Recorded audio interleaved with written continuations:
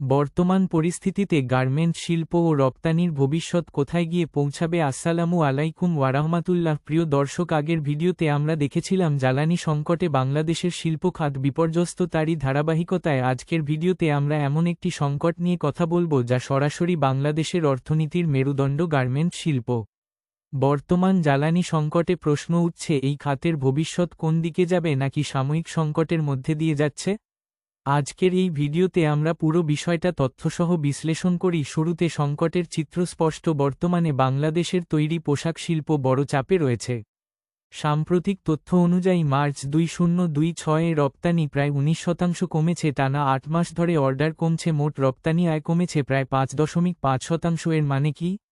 আন্তর্জাতিক বাজারে চাহিদা কমছে। প্রধান বাজার যুক্তরাষ্ট্র ও ইউরোপীয় ইউনিয়নে রপ্তানি কমে যাওয়া এবং উৎপাদন খরচ বৃদ্ধি পাওয়ায় খাতটি সংকটের নির্দিষ্ট কারণ স্পষ্ট।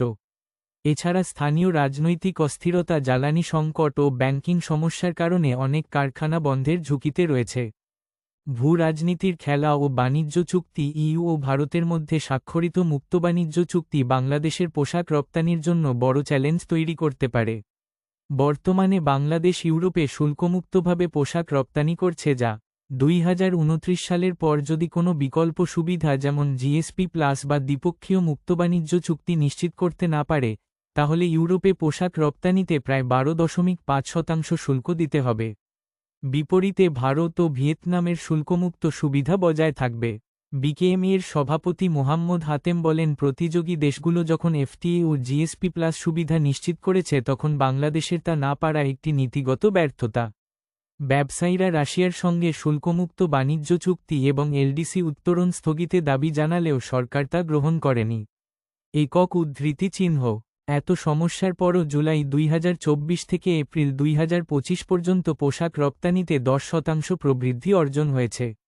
মোট রপ্তানি দাঁড়িয়েছে $32.64 বিলিয়ন, যা খাতটির সক্ষমতার ইঙ্গিত দেয়। পরিস্থিতিতে একদিকে শ্রমিক সংকট, অন্যদিকে গত 3 বছরে প্রায় 400টি কারখানা বন্ধ হয়ে গেছে। এর প্রভাবে হাজার হাজার শ্রমিক চাকরি হারাচ্ছে, নতুন চাকরির সুযোগ কমছে। এটা শুধু অর্থনৈতিক না, সামাজিক সংকটও তৈরি করছে। এর মধ্যে জ্বালানি সংকটের প্রভাবে সবচেয়ে বড় সমস্যা লোডশেডিং। গ্যাস ঘাটতি, ফলে উৎপাদন কমছে। ডিজেল জেনারেটর ব্যবহার, এতে খরচ বেড়েছে প্রায় 20%। ফলে সময়মতো ডেলিভারি দিতে না পারায় আন্তর্জাতিক বাজারে ইউনাইটেড স্টেটস, ইউরোপ অন্য দেশের দিকে ঝুঁকে পড়ছে। তার সাথে সমস্যা শুল্ক বৃদ্ধির ফলে অর্ডার কমে যাওয়ায় প্রতিযোগী দেশ ভিয়েতনাম, ইন্ডিয়া এরা দ্রুত এগিয়ে যাচ্ছে। এর মধ্যে আমাদের দেশের রাজনৈতিক অস্থিরতার কারণে ক্রেতাদের মধ্যে আস্থার সংকট তৈরি হয়েছে। ফলাফল, অর্ডার অন্য দেশে চলে যাচ্ছে। এই পরিস্থিতিতে জরুরি দীর্ঘমেয়াদী পদক্ষেপ। পণ্যের বৈচিত্র্য। সুতি পোশাক ছাড়াও হাই ভ্যালু প্রোডাক্ট, আধুনিক প্রযুক্তিতে তৈরি উচ্চমূল্যের পোশাকের উৎপাদন বাড়াতে হবে।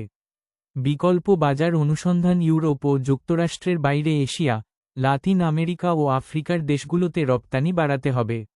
তাছাড়া বিশ্বে অন্যতম গ্রিন ফ্যাক্টরির দিক দিয়ে বাংলাদেশ শীর্ষে। এটা একটা বড় সুবিধা। ভবিষ্যতের জন্য চ্যালেঞ্জ মোকাবেলায় এলডিসি গ্র্যাজুয়েশন। 2026-এর পর শুল্ক সুবিধা কমে যাওয়ার আগেই প্রযুক্তি ও দক্ষতা উন্নতি না করলে পিছিয়ে পড়ার ঝুঁকি। তিলে তিলে গড়ে ওঠা মালিক শ্রমিকের সমন্বয়ে এই গার্মেন্ট শিল্প এত সহজে ধসে না পড়লেও বড় সংকটে আছে। সঠিক পদক্ষেপ না নিলে অর্থনীতি বড় ধাক্কা খাবে।